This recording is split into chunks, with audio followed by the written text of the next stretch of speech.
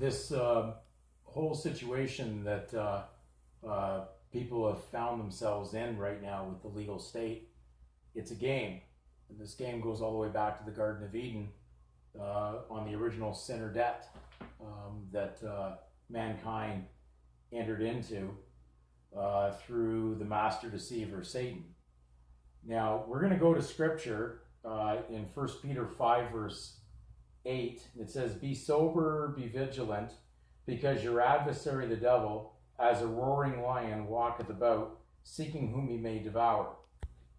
Okay, so he's definitely on the path preying on you, not as God, with P-R-A-Y. That's a P-R-E-Y, and you are the P-R-E-Y. You are the prey. So he needs you to be a sinner. He needs you to be a debtor. He needs you to be willful at it, so that you sign things that say you are that. So when we look at the game, well, he's the first one there hunting God's creation in the garden. And therefore, it starts there with the play debt. We know when we look up this term in the law dictionaries, play debt in the blacks has debt contracted by gaming. So when Adam and Eve sinned, it's not by chance that God put animal skins over them, because they became like no more greater value than a beast. So they were going to die like a beast. They did not have eternity. We know beasts had no eternity with God.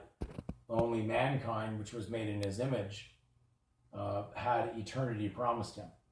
So when they basically started to act like an animal, then they were placed with animal skins. He gave them animal skins. Now, isn't it interesting that all the coat of arms or the surnames originally had beast symbols all over the shields, or the arms symbols for these names that were to represent occupation, mainly occupation against God.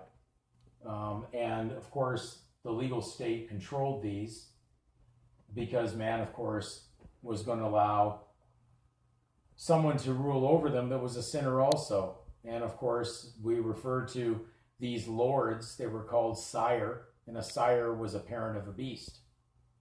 So the game begins, and when you look at the actual Canadian Determination and Control Act, the minister that controls the male and female certificates that deal with things belonging to Canada, determined to be belonging to Canada as their property, that act is operated by the Minister of Natural Resources, who operates game, animal game that can be hunted for food or sport.